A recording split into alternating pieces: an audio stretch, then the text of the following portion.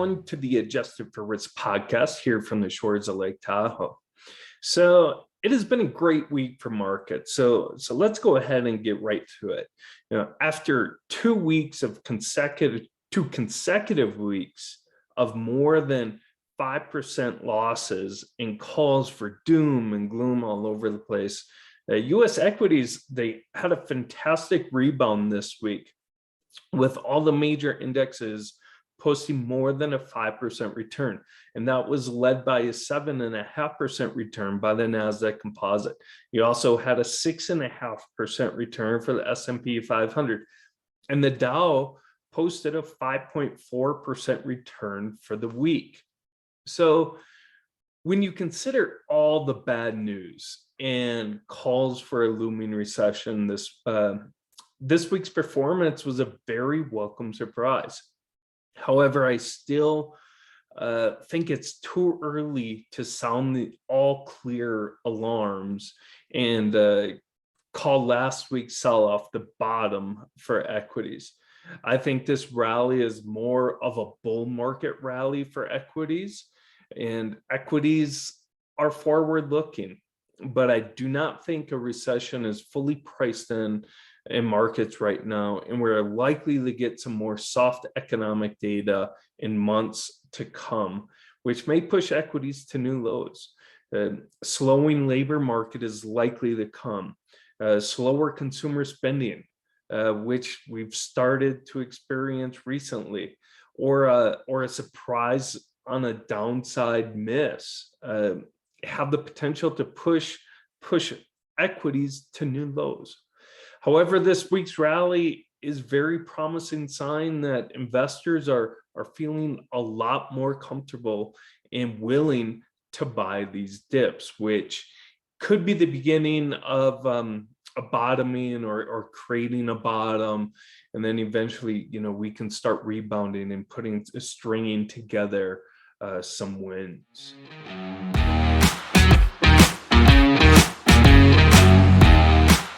So staying sharp, I've been doing some research about alternatives recently, really about the evolution, the pros and cons to alternatives, the benefits they bring to asset allocations, and the potential for alternatives moving forward as we really enter a new higher interest rate, higher yielding regime.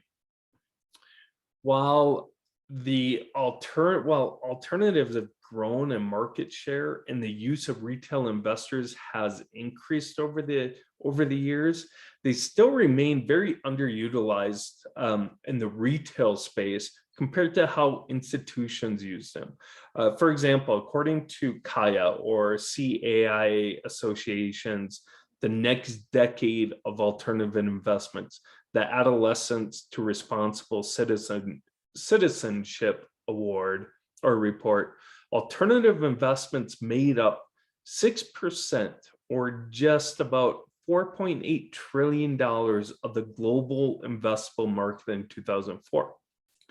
Fast forward to 2018, and alternative investments grew to $13.4 trillion, or 12% of the global investable market.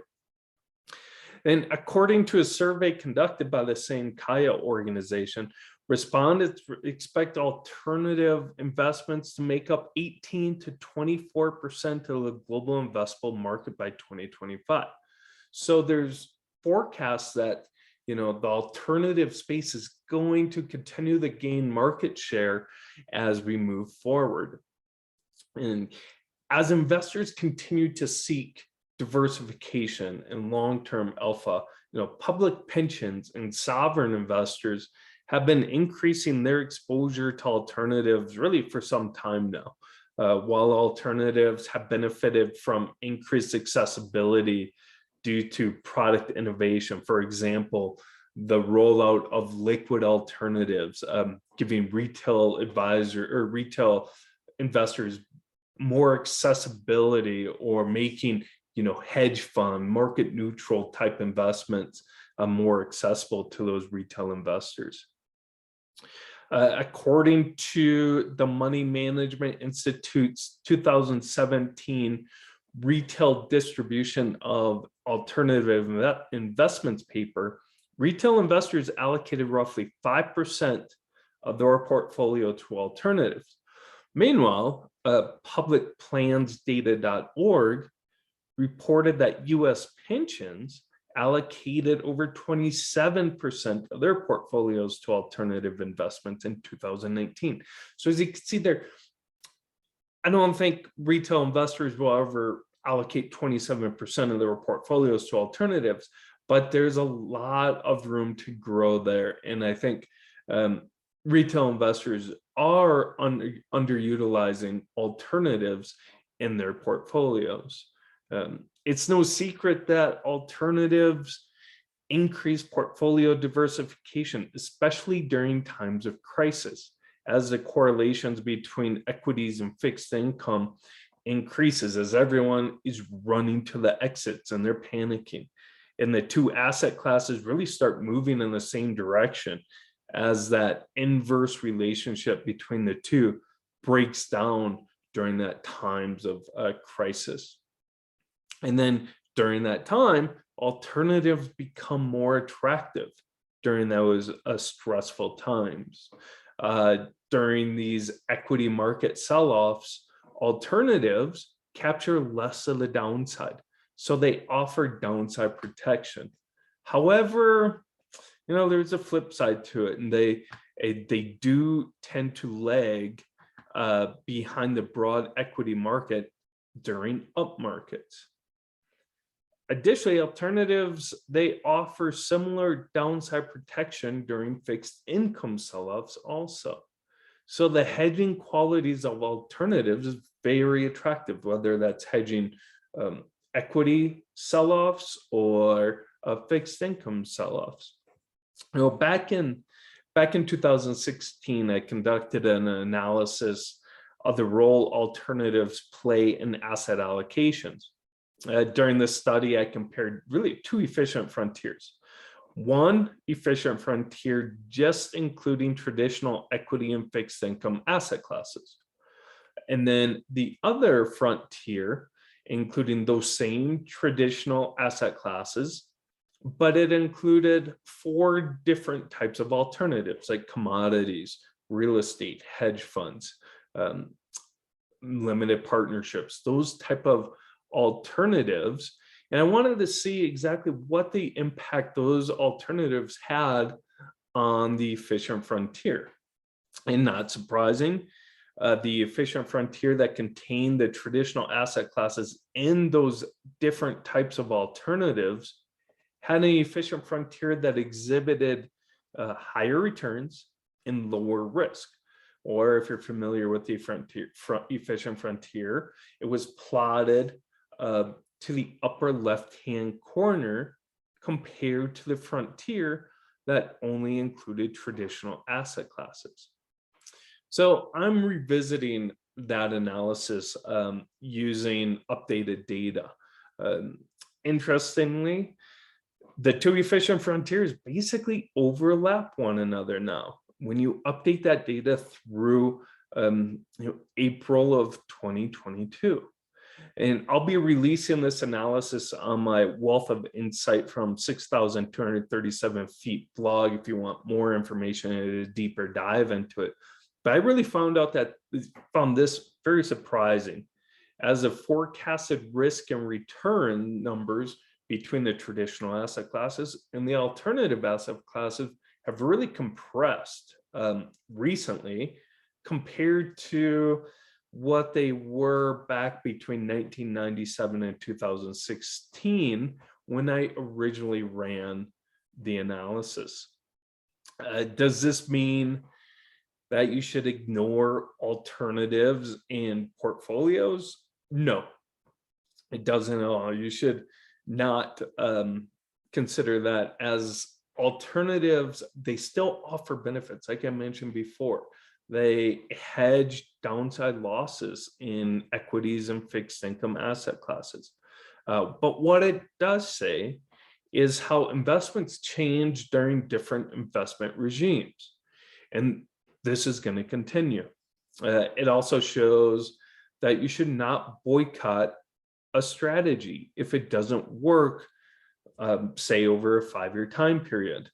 Markets and investment styles are cyclical, and it's important to look at the big picture, because as some things fall out of favor during one cycle, they will come back into favor in the next cycle. I guess you could really say it's like fashion, right?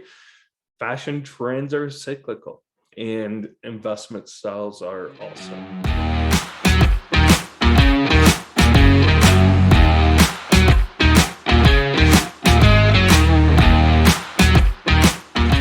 So Mans Musings. So yeah, over the past few months, really in terms of COVID, things for me at least have really started to return to normal.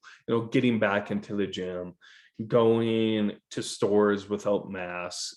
In fact, until recently, I didn't really even think about COVID anymore, as it didn't really impact my daily routines really until this week. So I recently, I've had close friends become infected. Thankfully, they were sick, but they're going to be okay. I'm also dealing with it as I get ready to go on a vacation. My family is very lucky to have a wealthy uncle who's very generous with his wealth.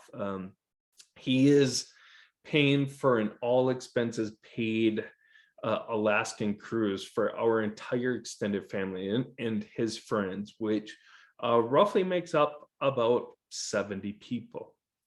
So my son and I, we're super excited. I've never been one to want to go on a cruise, but it's basically a family reunion, a family celebration on a cruise, and it's paid for. So I'm going. However, we're very excited. We've got a countdown and everything, Oliver and I do. However, COVID is really starting to dampen the excitement some. Because my son, he is 4, he doesn't need a vaccination to go on the cruise. However, because he is not fully vaccinated, he needs to take 2 COVID tests prior to getting on the ship in Seattle. He needs to take a PCR test 3 days prior, and then an antigen test as he boards the ship. So while vaccinated guests like myself, we only have to take a test 2 or 3 days prior. If it's negative, we're fine. We're free to get on the boat. So because of these requirements, I'll be basically quarantining myself and my son again for the next 2 weeks. I was planning on staying a few days in Seattle before we embark, because I used to live in Seattle, have a lot of friends. We're going to see all those friends and reconnect, have a great time, maybe go to a baseball game. But I don't think that's going to happen, as I can't risk Oliver getting COVID and testing positive as we're walking onto the boat. The little guy would be absolutely heartbroken if we cannot go on what he calls the big boat while all of his cousins and his grandma are walking aboard. That would just devastate him. So while we had some great things planned for Seattle, I think it will be hunkering down at home until the night before or the morning of the embarkment to fly to Seattle and try and limit the risk of getting COVID and having a positive test as Oliver aboards the ship, because he would, like I said, be devastated if he tests positive right as we're walking aboard. And I feel as if being in Seattle in a hotel, going out to eat, his risks of getting COVID probably increase a lot versus being home. So with that, screw you, COVID. It's like the gift that just keeps on giving. You think you're kind of in the clear a little bit, and then it comes back in different ways and affects you. But at the end of the day, I guess it could be worse, and we're just dealing with some obstacles. We're grateful that we're going to be spending a week on a cruise going up to Alaska with family and friends. So it's going to be a great time. Hopefully we can just get through these 2 weeks. But with that, I'm going to go ahead and sign off. Again, thank you for watching and listening. Be sure to like and share our YouTube channel, which is Adjusted for Risk. You can also catch the podcast on all your other podcast distribution channels. And, join or go ahead and take a look at the Wealth of Insight from 6,237 foot blog, where I add a lot more insight and commentary to the things we're looking at Zephyr, and that might help you make better informed investment decisions on behalf of your clients. So with that, let's hope we have another fantastic week in markets and we build on this week's 5% rally, and we start building a foundation and move forward. So I hope you have a great rest of your week, and thank you very much.